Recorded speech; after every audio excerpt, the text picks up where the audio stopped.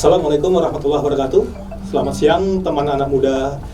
Selamat bergabung kembali di 91,6 UNSU FM Radio. Selamat datang di acara Basic UNSU Bicara. Hari ini kita akan coba membahas bagaimana hal-hal yang berkembang di tengah-tengah masyarakat tentang komunikasi sosial dan politik. Teman anak muda yang kami sayangi, seperti yang kita ketahui bahwasannya Basic UNSU merupakan salah satu fakultas ilmu sosial dan ilmu politik yang ada di Universitas Muhammadiyah Sumatera Utara. Kali ini Basic UNSU mengasuh 3 program studi. 2 program studi diantaranya sudah mendapatkan akreditasi A, yaitu program studi administrasi publik dan program studi ilmu kesehatan sosial. Dan program studi ilmu komunikasi mendapatkan akreditasi unggul. Basic UNSU akan senantiasa berupaya untuk memberikan yang terbaik buat mahasiswa dan masyarakat di Sumatera Utara pada khususnya dan pada umumnya di Indonesia. Saya Abra Adhani, selaku yang memandu acara pada siang berbahagia ini, akan mengajak kita semua untuk berdiskusi tentang peran keluarga dan gender yang akan dibawakan oleh para narasumber kita. Teman anak muda yang sama kita hormati, kita di sini telah menghadirkan 2 narasumber, yaitu yang pertama ada Pak Jian Ridho. Selamat siang Pak Jian. Assalamualaikum. Waalaikumsalam. Selamat siang, selamat pagi menjelang siang nih Bang Abror. Ya. Yang kedua, kita juga punya narasumber ibu cantik kita, yaitu Bu Yurisna Tanjung. Selamat siang dan Assalamualaikum Bu Yur. Waalaikumsalam warahmatullahi wabarakatuh. Selamat siang untuk kita semua. Baik, Bapak Ibu narasumber yang terhormat, kita sama-sama ketahui bahwasannya keluarga merupakan sebuah tatanan kehidupan masyarakat terkecil yang ada di tengah-tengah masyarakat. Keluarga juga mempunyai peran yang penting di tengah-tengah masyarakat, bagaimana masyarakat itu dididik dari awal dari tengah-tengah keluarga. Untuk itu perlu kita diskusi tentang bagaimana sih peran keluarga tersebut dan peran gender pada umumnya di tengah-tengah masyarakat. Kita akan mulai dari Pak Jihan Ridho untuk bisa memaparkan tentang kedudukan keluarga di tengah-tengah masyarakat. Pada Pak Jihan, silakan. Terima kasih. Siang yang penuh semangat, riang gembira nih Bang Abror. Ya, jadi teman-teman anak muda 91,6 UNSU FM yang kita cintai dimanapun pendengar berada, ya, alhamdulillah kita bersempatan hadir di acara yang luar biasa. Basic UNSU Bicara ini membuat dobrakan terbaru, ya, bagaimana memberikan edukasi terhadap masyarakat Sumatera Utara khususnya Kota Medan, ya, untuk berdiskusi melihat bagaimana fenomena sosial yang sekarang menjadi intrik dan trik yang sangat luar biasa. Jadi Bang Abror, sambil kita santai-santai ya di ruangan yang berbahagia ini, ya, jadi para pendengar teman anak muda 91,6 FM yang kita sayangi dan kita cintai, kata Pak Dekan itu riang gembira. Jadi di sini kita coba untuk melihat bagaimana peran keluarga. Alhamdulillah ini luar biasa sekali ya, karena tema ini sangat menjadi hits ketika kita bicara keluarga, ya teman-teman sekalian, ya. Ada beberapa hal yang perlu kita diskusikan, yang perlu kita bicarakan. Yang pertama adalah bicara tentang keluarga, ya, walaupun ya dibilang kalau terlihat walaupun nggak terlihat, ya, sekarang narasumber ini memang masih muda, walau masih ngehitsnya, masih segar-segarnya berkeluarga, tapi kita coba untuk diskusi ini Bang Abror, ya. Pertama, kalau secara etimologi Bang Abror, ya, secara etimologi, cara bahasa buat kita bicara tentang keluarga, berarti kita bicara tentang bagaimana pengertian keluarga tersebut. Yang pertama kita bicara keluarga itu awal mulanya, ya, kalau kita bisa diskusi itu berasal dari bahasa Sanskerta, yaitu keluarga. Yang pertama keluarga itu adalah ras, warga itu adalah anggota. Jadi kalau kita bicara keluarga itu berarti secara tidak langsung adalah tatanan yang terbentuk dalam suatu keluarga yang terdiri dari secara psikis maupun non psikis itu. Jadi kemudian Bang Abror, kalau kita bicara keluarga dari perspektif sosiologi, ya, kita bicara keluarga berarti kita bicara yang pertama kajian keluarga adalah bagaimana kita membentuk sebuah pola atau interaksi, ya, pola interaksi yang di dalamnya terlihat masing-masing yang saling terintegrasi, saling membutuhkan, ya. Kemudian ya kalau kita bicara sosiologi, ya, kita kajian ke sosiologi, bicara sosiologi kita dulu Auguste Comte, Emil Durkheim itu bicara bahwasanya interaksi sosial atau kebutuhan antara satu dengan yang lain, ya manusia saling membutuhkan antara satu dengan yang lain. Bang Abror, jadi itu sebagai pemantik. Nanti kita bisa sharing-sharing, kita bisa diskusi bagaimana keluarga itu memiliki peran penting yang sangat luar biasa. Mungkin itu aja Bang Abror. Nah, diskusi lagi Bang Abror. Baik Bang Jihan, teman anak muda yang terhormat, kita coba akan kantongi dulu materi tentang keluarga ini. Kita akan coba beralih kepada ibu cantik kita, Bu Irisna, tentang masalah gender. Kenapa sih di Indonesia ini senantiasa kita dibenturkan dengan gender? Apakah pentingnya permasalahan gender ini diangkat? Apakah gender itu penting sebagai sebuah bahasan-bahasan yang perlu kita perkembang atau kita perkuat? Ya, ini perlu kita kaji lagi, Bu Irisna. Silakan Bu Irisna. Ya, terima kasih Pak Abror. Mungkin kita sedikit, kalau masalah gender ini kita ketahui dari mulai tahun 2000, itu sudah dari Impres Presiden nomor 9 tahun 2000 itu bagaimana tentang pengaruh utamaan gender. Tetapi sampai saat ini kita ketahui Pak Abror, itu dari tahun 2000 sampai sekarang 2021, artinya yang dikatakan pengaruh utamaan gender itu belum selesai sampai hari ini. Dan kita juga lihat bahwasanya gender itu masih kepada tatanan apa itu pengertian gender atau pengertian gender. Padahal kita sudah masuk kepada yang responsif gender.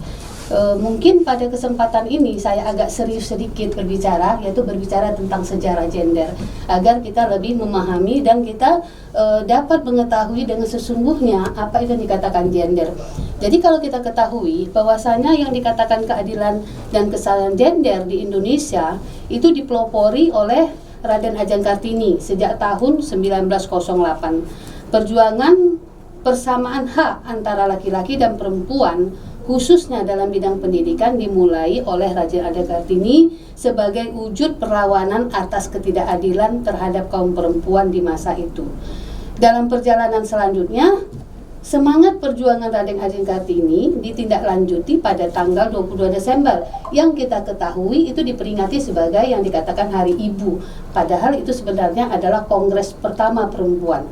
Kemudian pada tahun 1957 dibentuk kegiatan pembinaan kesehatan sosial yang dikatakan PKK sebagai organisasi mandiri yang diselipkan di bawah asuhan Menteri Dalam Negeri, yang mana ideologinya dikatakan bahwasanya Panca Dharma Wanita, yaitu perempuan sebagai pendamping suami. Nah, itu perlu kita ketahui Pak Abror, dan dikatakan nanti jadi permasalahan di dalam gender itu dikatakan bahwasanya perempuan sebagai pendamping suami, ibu pendidik anak, pengatur rumah tangga, sebagai pekerja penambah penghasilan keluarga. Saya garis bawahi Pak Abror, itu dikatakan bahwasanya sebagai pekerja penambah penghasilan keluarga, kemudian dan sebagai anggota masyarakat yang berguna. Nah, itu dikatakan bahwasanya di dalam Panca Dharma Wanita. Berarti bukan pekerja inti ya Bu ya? Bukan pekerja inti. Kemudian pada masa itu pula muncul jargon kemitraan jajaran perempuan dan laki-laki yang tercantum dalam wacana peran wanita dalam pembangunan dalam setiap repelita. Ini menandakan bahwa keadilan dan kesetaraan gender pada masa ini menunjukkan suatu keberhasilan, katanya. Begitu ya indikatornya. Kemudian namun kebijakan tersebut menimbulkan efek. Apa efeknya? Efeknya adalah menjadikan perempuan itu mempunyai peran ganda, beban ganda. Ketika dia bekerja di wilayah publik, dia juga harus bekerja di wilayah domestik. Selanjutnya, sekitar tahun 1970-an sampai 80-an, benih-benih gerakan perempuan kontemporer mulai bersemi di kalangan menengah intelektual, dikenal dengan LSM. Dan juga dikatakan juga pada non-government organization atau NGO. Kalangan ini mulai menjalin kontak dengan memperluas lingkung gerakan hingga di tingkat internasional. Ini mungkin nggak perlu kita bahas. Yang perlu kita bahas nanti bagaimana di Indonesia aja tentang gender ini. Selanjutnya pada tahun 1978, maka itu saya tadi sampaikan kepada Pak Abror, ini yang terpenting adalah kita bercerita tentang sejarah. Karena tadi pembuka saya katakan dari 2000 sampai 2021 sampai saat ini orang juga belum paham itu yang katanya apa katanya gender. Jadi dibentuk kemitraan urusan peranan wanita dalam kabinet. Artinya ada kementerian.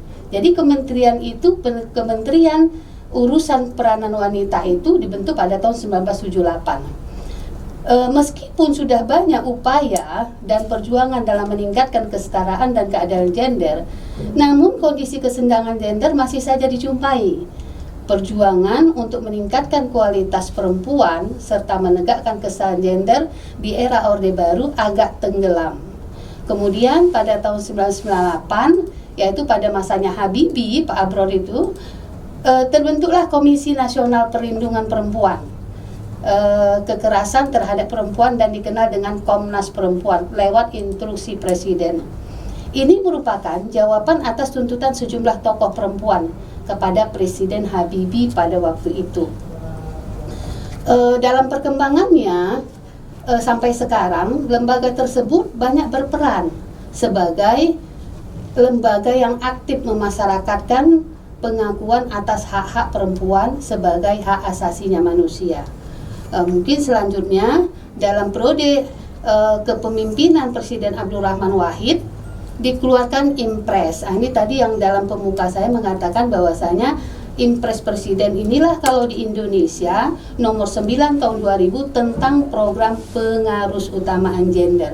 Mungkin di bahasa pengarus utamaan gender ini banyak baik pemerintah yang dari mulai pusat sampai daerah, ini banyak yang belum benar-benar memahami apa itu istilah pengarus utamaan gender. Kementerian Negara Pemberdayaan Perempuan mulai gencar mengupakan kampanye isu kesetaraan dan keadilan gender, atau kita singkat ke KKG. Sejarah perjuangan kesejahteraan dan keadilan gender tidak berhenti sampai di situ saja. Pada masa kepemimpinan Megawati Soekarno Putri, Kementerian Negara Pemberdayaan Perempuan tetap melanjutkan Impres nomor 9 tahun 2000 dengan fokus perhatian utama pada partisipasi perempuan dalam kehidupan publik dan jabatan publik strategis. Ini terbukti dengan adanya tuntutan kuota kursi legislatif 30% untuk calon perempuan. Baik Ibu, dan nanti kita disetujui coba dalam undang-undang pemilihan. Oke, baik Ibu, nanti kita coba gali kembali Bu, lebih dalam lagi. Para teman anak muda yang sama kita hormati di 91,6 UMSU FM, kita coba kantongi beberapa pertanyaan, nanti akan kita sampaikan kepada narasumber kita. Bagi para pemirsa yang ada di manapun berada, jangan lupa apabila ada interaksi yang ingin ditanyakan bisa dihubungi ke 061 6617 640 di 061 6617 640 91,6 UMSU FM.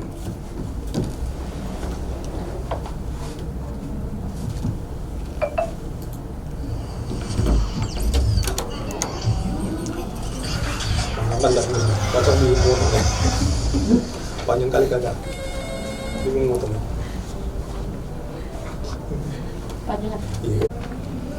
Teman anak muda dimanapun berada, kembali kita di 91,6 UMSU FM di acara Isi UMSU Bicara. Baik, bagi pendengar Ibu dimanapun berada, bagi yang ingin berinteraksi, melakukan interaktif, maka hubungi 061 6617 640. Baik, Bang Jehan, kembali ke Bang Jehan ini. Fungsi keluarga di tengah-tengah masyarakat merupakan fungsi yang sangat inti, sangat penting untuk melahirkan generasi muda yang lebih baik ke depannya.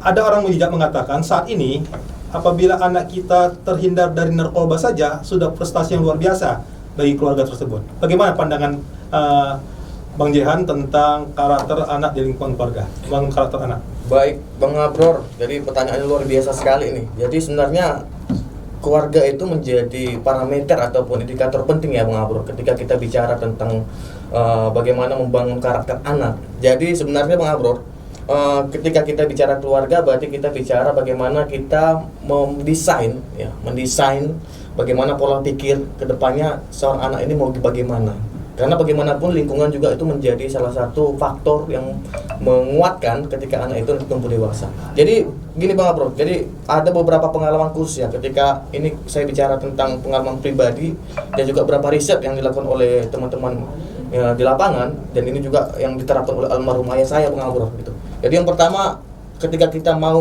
mencetak karakter anak di lingkungan keluarga itu, yang pertama keluarga sendiri itu harus memiliki trik bagaimana anak kedepannya itu bisa menjadi tumbuh dewasa dan berkarakter yang sopan, santun dan sebagainya. Yang pertama, kalau saya boleh diskusi dan boleh share ya, Bang Abror, yang pertama kita berikan anak itu waktu bermain atau playtime.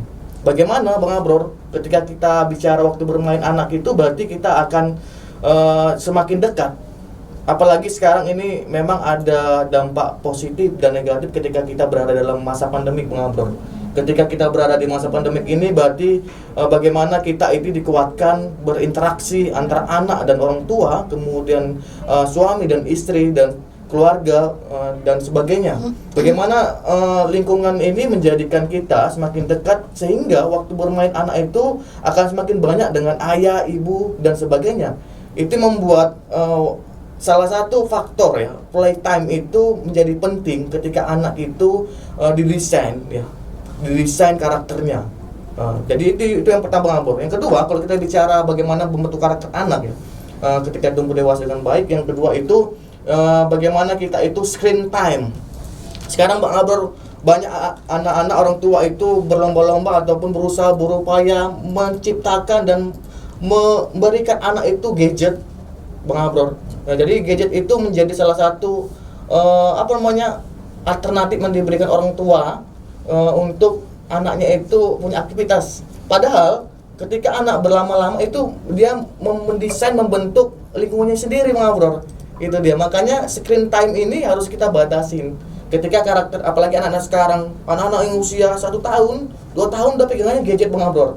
Itu yang menjadi salah satu alternatif kita ketika kita bicara anak membentuk karakter, kita harus bisa membatasi dan menguatkan screen time itu. Yang ketiga, Bang Abror, story time. Kenapa? Dulu kalau saya mau tidur, Bang Abror, almarhum ayah saya itu selalu memberikan cerita-cerita klasik. Cerita klasik itu seperti dulu ceritakan bagaimana kancil mengambil wortel di kebun petani.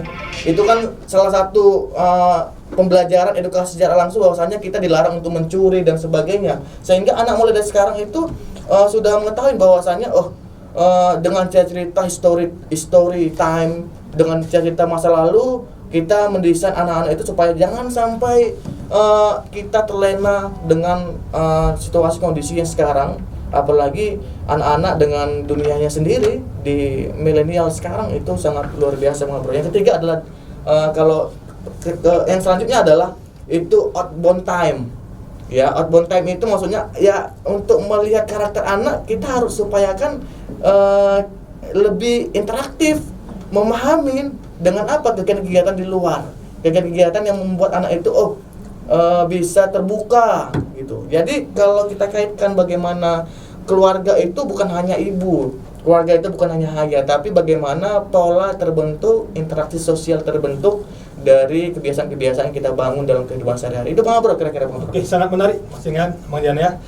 Ini bisa kita kaitkan dengan ke Bu Yurisna nih. Nah, ketika peran guru itu di keluarga itu adalah seorang ayah dan ibu, dan ayah bekerja di luar, ibu juga membantu ayah bekerja, apakah tidak akan terjadi asuhan yang kurang terhadap generasi muda, terhadap anak gitu? Ketika kita bicara gender, ketika ibu juga ikut bekerja membantu ayah, apakah anak tadi, posisi anak yang merawat anak tadi, mendidik anak tadi akan tergantikan oleh gadget seperti yang dibilang Bang Jihan tadi, atau bagaimana, Bu? Ya, terima kasih Pak Abror. Mungkin pertama saya sampaikan kepada kita semua, dan harus kita luruskan apa itu yang dikatakan gender. Gender itu adalah perbedaan fungsi, peran, tanggung jawab antara laki-laki dan perempuan dikarenakan konstruksi budaya. Itu dulu harus kita pahami. Dan yang kedua, ada 3 peran di dalam kehidupan bermasyarakat. Ada namanya peran produktif, ada namanya peran reproduktif, adanya peran sosial kultural.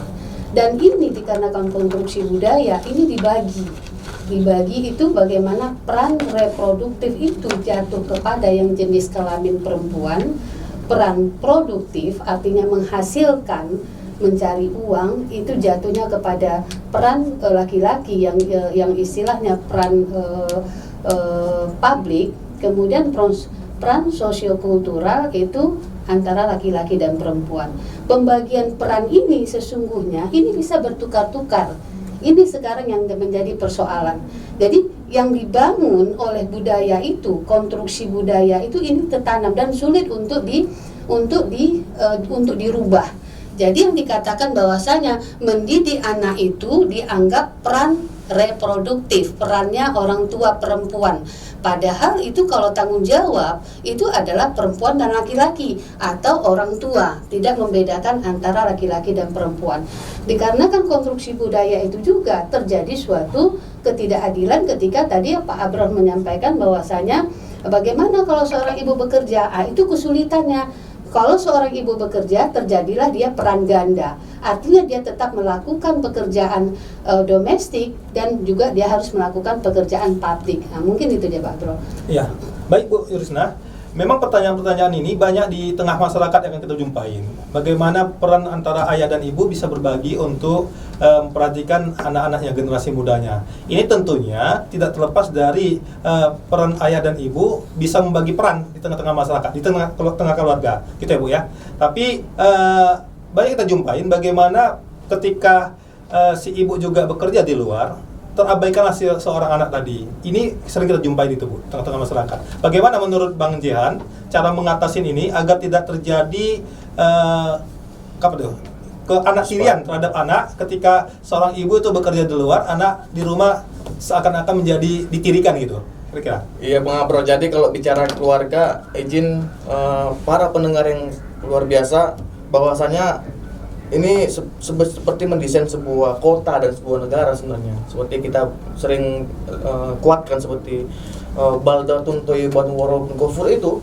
Jadi bagaimana sebuah negara itu, sebuah daerah itu menjadi makmur ya ketika orang-orang di dalamnya itu yang memang punya saling terkaitan dan sebagainya. Jadi saya sedikit refresh nih Bang Abror.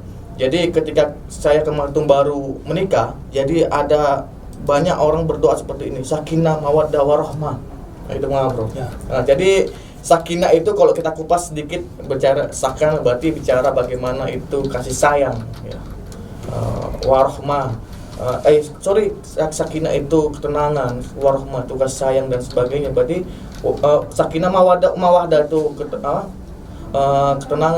kesenangan. Kemudian warahmah itu berarti keterkaitan antara kasih sayang tersebut di keluarga tersebut, menguatkan bagaimana peran ibu ya di keluarga menjadi salah satu indikator penting ketika bicara karakter anak. Tadi saya bilang tadi Bang Abror. Jadi menurut saya Bang Abror, bagaimana mendesain anak tersebut, berarti doa-doa yang diberikan orang itu harus kita aplikatifkan dalam kehidupan sehari-hari. Maaf, ketika kita bicara keluarga, bagaimana di keluarga ke depan, kita ya seperti berjalan, kita memahami karakter anak terlebih dahulu dan sebagainya. Mungkin itu Bang Abror. Baik Bang Dian, kembali kepada Bu Yurisna. Di tengah keluarga, idealnya keadilan gender yang bagaimana yang diterapkan dalam keluarga itu agar keluarga tersebut bisa benar-benar menjadi sakinah, mawaddah dan warahmah tadi.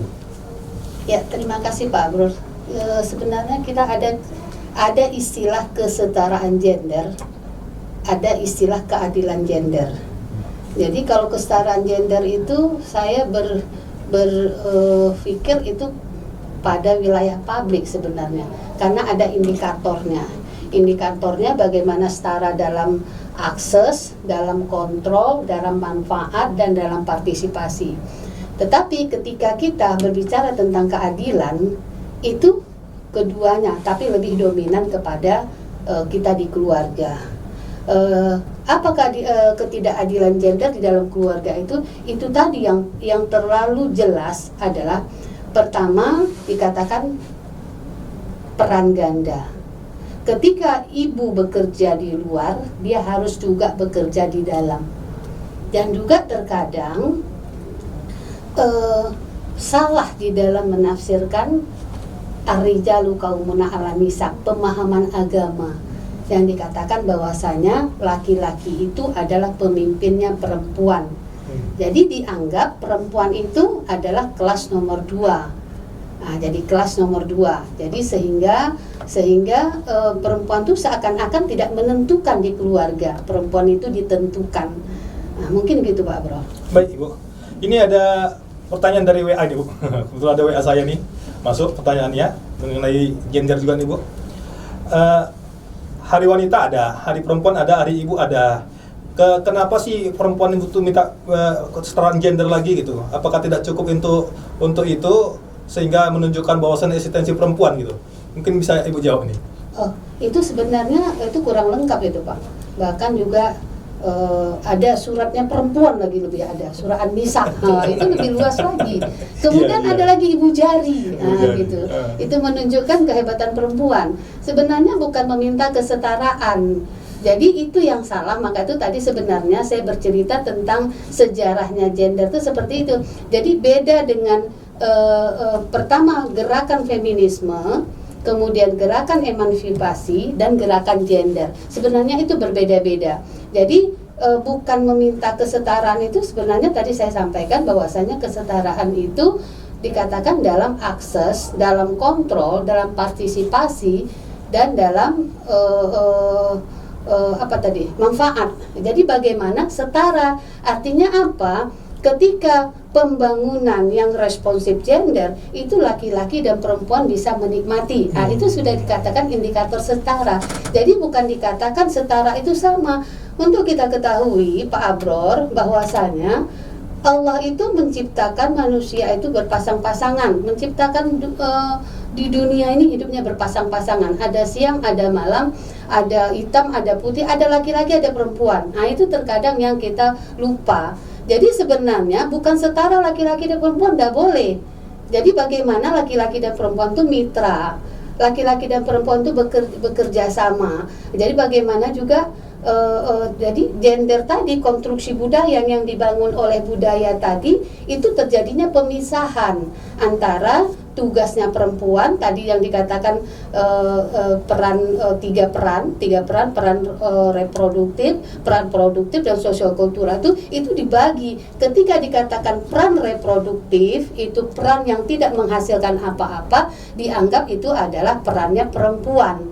Padahal perempuan juga bisa membuat peran produktif, yaitu bisa menghasilkan. Nah, jadi seperti itu. Jadi bukan istilahnya itu yang salah. Jadi itu gerakan feminisme, gerakan tuntutan bagaimana minta kesetaraan. Kalau gerakan gender itu tidak, dia hanya sekedar perbedaan peran, fungsi, tanggung jawab laki-laki dan perempuan dikarenakan konstruksi budaya. Mungkin begitu.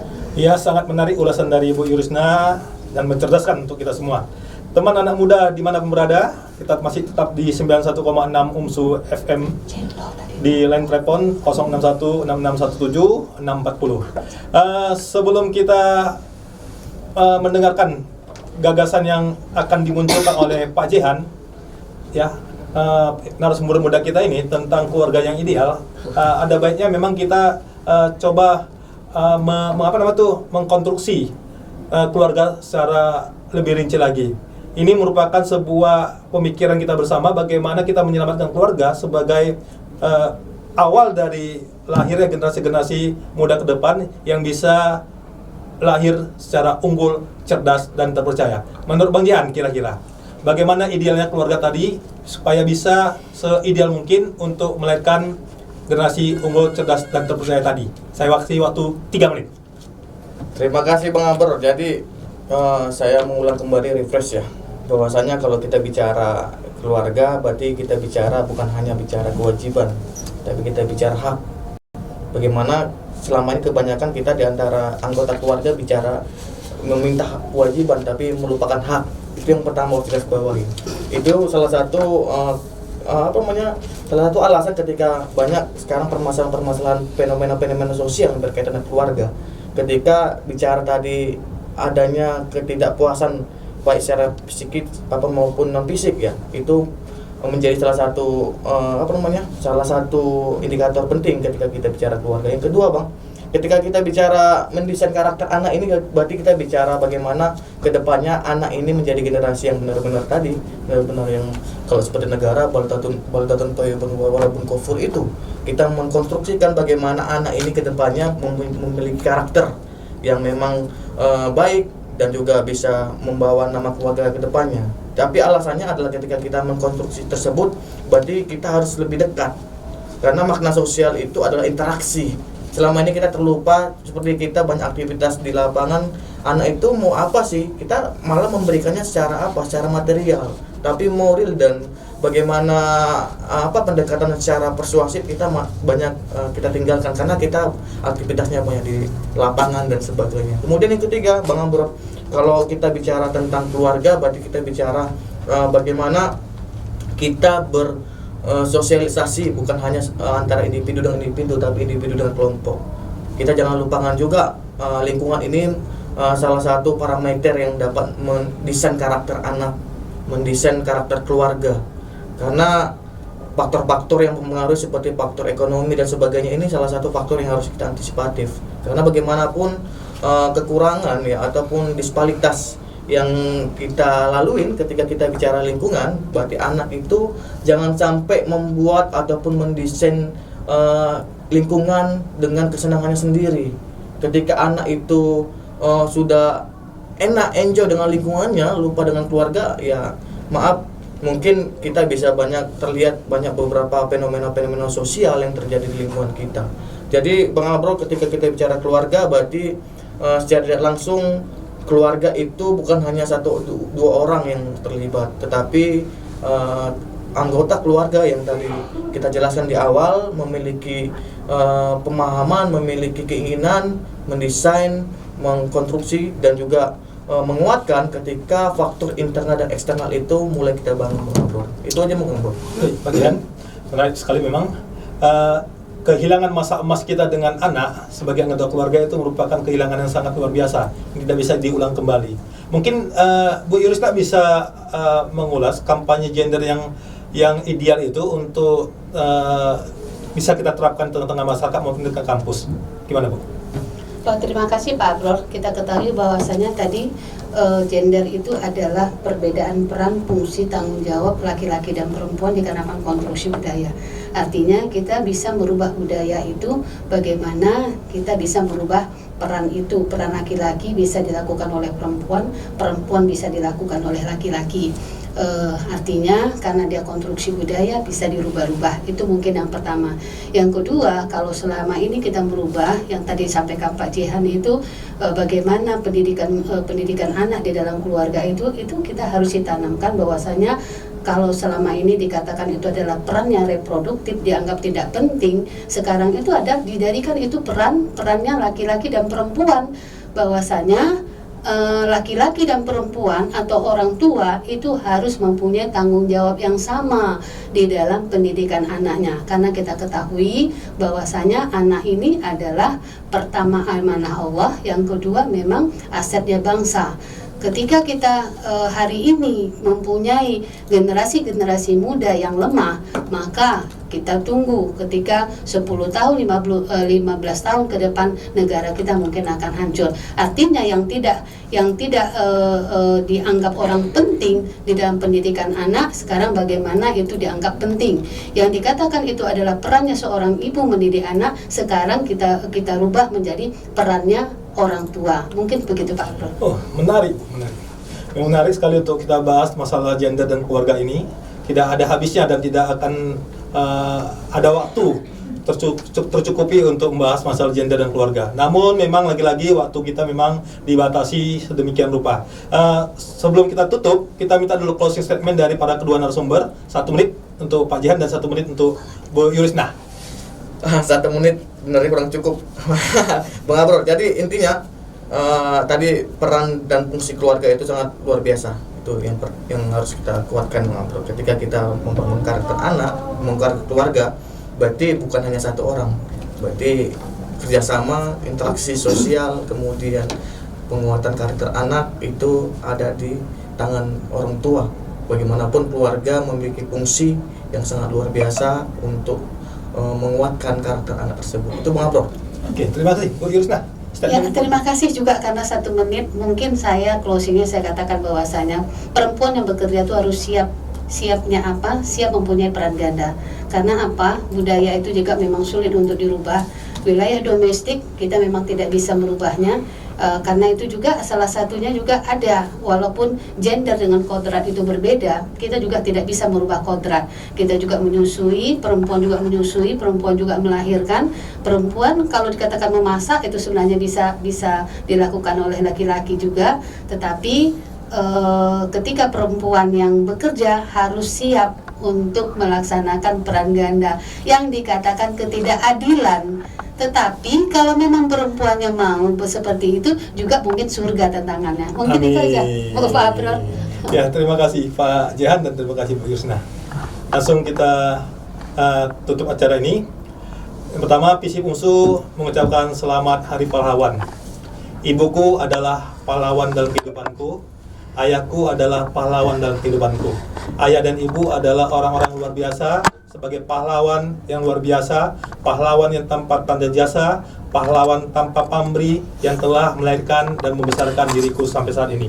Kami bangga pada orang-orang tua kami sebagai pahlawan kami, juga kami bangga kepada pahlawan sesungguhnya untuk bangsa dan negara ini.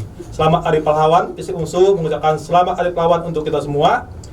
Teman anak muda 91,6 UMSU FM, nantikan kami, kehadiran kami di bulan depan, di pekan kedua, setiap hari Rabu pukul 11 sampai dengan pukul 12 siang. Mungkin itu dari kami. Kami akhir dengan Be Live Sabil Haq, Pastabiqul Khairat. Assalamualaikum warahmatullahi wabarakatuh.